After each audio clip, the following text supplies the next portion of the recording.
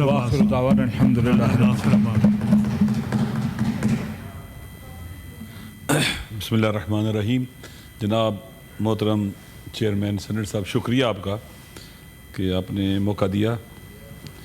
میں اس سے پہلے کہ اپنی گفتگو شروع کروں تبرکاً قرآن مجید کی ایک آیت کو پڑھوں گا. بسم اللہ الرحمن الرحیم. قل ان تخفوا ما فی صدورکم او تبدوہ یعلمہ اللہ ویعلم ما فی السماوات وما فی الارض واللہ علی کل شیء قدیر. تم کہہ دو کہ اگر تم اپنے دلوں میں کسی شے کو چھپائے رکھو یا اسے ظاہر کرو، اللہ اسے جانتا ہے. اللہ زمین و آسمان میں جو کچھ ہے اسے جانتا ہے. اللہ ہر شے پر قادر ہے. یوم تجد کل نفس ما عملت من خیر محضرا وما عملت من سوء. ایک دن ایسا آنے والا ہے کہ جس دن ہر انسان جو اس نے انجام دیا ہے، چاہے اچھا ہے چاہے برا ہے، وہ اسے دیکھے گا.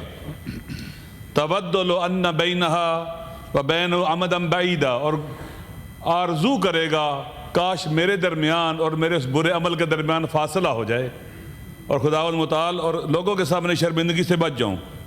وَيُحَذِّرُكُمُ اللَّهُ نَفْسَهُ، اللہ تمہیں اپنے آپ سے ڈراتا ہے. یہاں ترجمے میں عذاب لکھتا ہے، یعنی جب اللہ اپنی طرف نسبت دے رہا ہے اس کا مطلب ہے کہ عذاب سخت ہوگا. وَاللَّهُ رَءُوفٌ بِالْعِبَادِ، اللہ اپنے بندوں پر مہربان ہے. دیکھیں، ہم جو بولتے ہیں، جو سوچتے ہیں، جو ہمارے دل و دماغ میں خدا اسے جانتا ہے. خدا نیتوں کا واقف حال ہے. انما الاعمال بالنیات، انسان کے عمل کا دار و مدار نیت پر ہے. بری نیت سے، ریاکاری سے اور خداوند تعالی سے قبول نہیں کرتا. دیکھیے، ترمیم، آئین کے اندر ترمیم یہ پارلیمنٹ کا حق ہے جو آئین کے اندر موجود ہے. پورے پاکستان کے عوام ہم اس دور میں رہ رہے ہیں جو متوجہ ہے پاکستان کی طرف اور ان ترامیم کی طرف. بچہ اس طرف توجہ کی ہوئے سوشل میڈیا کی وجہ سے. انٹینشن بڑی اہم ہوتی ہے کسی بھی کام کی. اگر ہم مسلسل ایسے کام کریں گے جس سے ہم اپنے عوام کا اعتماد کو بیٹھیں گے، عوام پر ٹرسٹ نہیں کریں گے، حتیٰ اگر بچے والدین پر ٹرسٹ نہ کریں، والدین غلط فیصلے کرتے رہیں تو بچے بھی اعتماد نہیں کرتے اور خاندان بکھر جاتا ہے. انٹینشن بہت عام ہے. جب پہلی بار ترمیم کرانے کی کوشش کی گئی تیزی کے ساتھ، جلدی کے ساتھ، تو شکوک و شبہات پیدا ہونا شروع ہو گئے. یہ آئین جیسا کہ کہا گیا کہ وہ بنیادی ڈاکومنٹ ہے، سوشل کنٹریکٹ ہے عوام کے درمیان جس پر ہماری فیڈریشن قائم ہے. لہذا ایسی ترامیم یا ایسے طریقے سے ترامیم کرنا جو آئین کے تقدس کو، اس کی حرمت کو پامال کر دے، خراب کر دے، تخریب کر دے، یہ مناسب نہیں ہے. آپ دیکھیے، ابھی اختر جان صاحب یہاں تشریف فرما تھے، وہ چلے گئے. میں نے پوچھا خیر آپ کدھر؟ کہا میں اپنے 2 بندوں کو ڈھونڈنے آیا ہوں.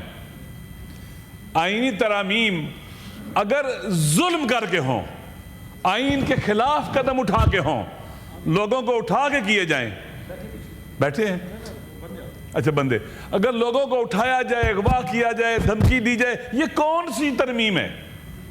یہ کس آئین کے مطابق ہے؟ کیا ہمیں اس کو کنڈیم نہیں کرنا چاہیے؟ ہمارے ساتھیوں پر، ہمارے کولیگز پر اگر اس طرح کا پریشر ہو، ہمیں اس کے خلاف سٹینڈ نہیں لینا چاہیے؟ اگر یہ آپ کسٹوڈین ہیں اس ہاؤس کے، اگر کسی بھی شخص کے اوپر دباؤ ہے، ہمیں اس کا دفاع کرنا چاہیے. اس کی عزت نفس ہے، اس کی انسانی کرامت ہے. پریشرائز کر کے، دباؤ کر کے اگر آپ رائے لے لیں گے، اس کی شخصیت ختم ہو جائے گی، وہ عوام میں بے آبرو ہو جائے گا، اور کسی کو بے آبرو کرنا گناہ ہے. اس طرح سے تو آئینی ترامیم نہیں ہوا کرتی. اگر کنسنسس کے ساتھ کوشش کی جاتی، اعتماد کیا جاتا. اب لوگوں کا اعتماد اٹھ چکا ہوا ہے. آپ مجھے بتلائیں عوام کے کتنے مسائل اور مشکلات ہیں، ان کے لیے تو فوری طور پر ترامیم کی طرف نہیں جایا جاتا یا اقدامات کی طرف نہیں جایا جاتا. اچانک راتوں رات کوشش کی جاتی ہے. پھر ہر صورت میں جلدی کرنی ہے. کیوں جلدی کرنی ہے؟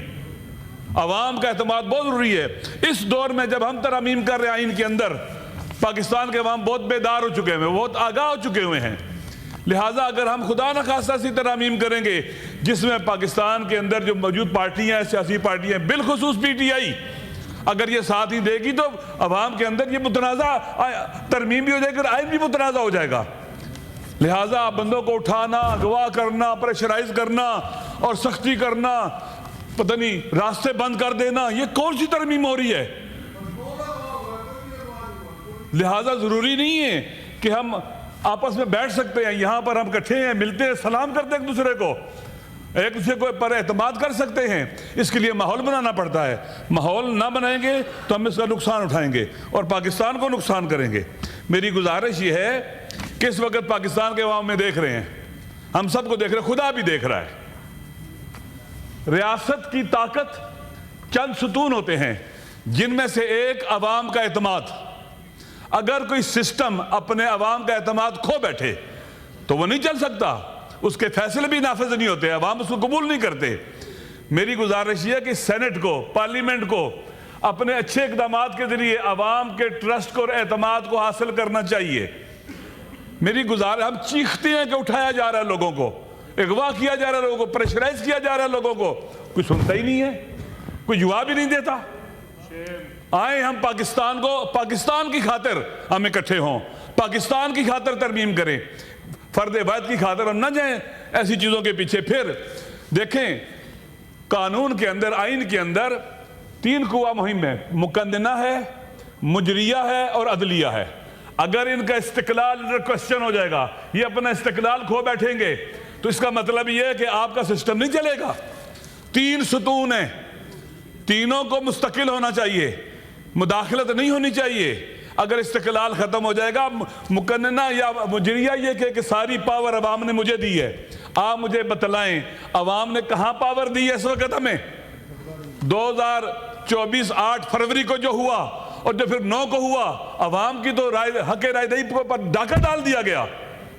عوام نے نہیں اس طرح کا حق ہمیں دیا کہ ہم آئیں اور ایسی ترامیم کریں جس سے عوام کو کوئی فائدہ ہی نہ ہو، پھر ایسے طریقے سے کریں، بے ڈھنگے طریقے سے، بے ڈھنگے طریقے سے کریں کہ رئیس عزت بھی ختم ہو جائے۔ میرے خیال میں جو ابھی ترامیم آئی ہیں، اگر کنسنسس کے ساتھ ہوتا اور آرام سے ہوتا، کسی کو شاید اعتراض نہ ہوتا، کسی کو اعتراض نہ ہوتا۔ لیکن ہم احتجاج کرتے ہیں اس بنیاد پر کہ کیوں لوگوں کو اٹھایا گیا، ایم این ایز کو اٹھایا گیا، سینیٹرز کے ساتھ زیادتی ظلم ہوا۔ اختر جان صاحب یہاں آئے، بیٹھے رہے کہ میرے 2 سینیٹر گم، میں نے ڈھونڈنے آیا ہوں، جو بھی ابھی آئے اس وقت نہیں تھے، وہ ادھر بیٹھے ہوئے تھے اختر جان صاحب، میں انہیں ملنے گیا۔ میں پارلیمنٹری لیڈر ہوں میرے بھائی جان، تو آپ مہربانی کریں، برداشت کر لیں، آپ نے بل تو پاس کروا لینا ہے لیکن برداشت کر لیں تھوڑا سا، کوئی مسئلہ نہیں ہے۔ مائنڈ اپ کر رہے ہیں، میں مائنڈ اپ کر رہے ہیں۔ دیکھیں یہ تو زیادتی ہے میرے خیال میں، یہ میرا ٹائم جو لیا ہے اس کو اس سے اضافہ کریں، آپ انٹرفیئر نہ کریں۔ لہٰذا اس مسئلے میں یہاں پر توجہ پلیز پلیز۔ دیکھیں ابھی میں نے لکھا ہوا ہے، میں بولوں گا، دیکھیں ہم مولانا فضل الرحمان صاحب کا شکریہ ادا کرتے ہیں جنہوں نے ایک انتہائی عقل مند سیاستدان کا رول پلے کیا، سمجھداری کا رول پلے کیا۔ وہ جو خرابیوں اور بربادیوں کے امکانات تھے وہ کم ہو گئے۔ ایک سیزن سیاستدان ایسے ہی کرتا ہے، اور میرے خیال میں دیکھیں کاش اس کو آپ کو اگر عمل کرتے اور موقع ان کو دیتے نا تو آپ کو بندے اٹھانے کی ضرورت نہیں تھی، کسی کو دباؤ میں ڈالنے کی ضرورت نہیں تھی، آپ کا فائدہ تھا، آپ کی عزت تھی اس میں۔ ابھی کوئی عزت نہیں ہے، ابھی عوام کو سب کچھ پتہ چل چکا ہوا ہے، کون کون اٹھا ہوا ہے، کس کس کو دبایا گیا ہے، کس کس کو لالچ دیا گیا ہے، تمیم کے ذریعے لالچ، تہدید، ڈرا کر یا دھوکے کے ساتھ۔ تو یہ نہ کرنا پڑتا، سب کی عزت ہوتی، صاحبان کی عزت ہوتی، ہم سب کی عزت ہوتی۔ وَإِلَّا عوام کی نظروں میں اگر ہم گر جائیں گے ہماری کیا حیثیت رہے گی؟ اگر آپ مولانا صاحب کو اور ٹائم دیتے اور وقت دیتے، مجھے یقین ہے چیزیں بہتر ہو سکتی تھی، اور بہتر ہو سکتی تھی، اور کسی کے ساتھ زیادتی کرنے کی ضرورت نہ پڑتی۔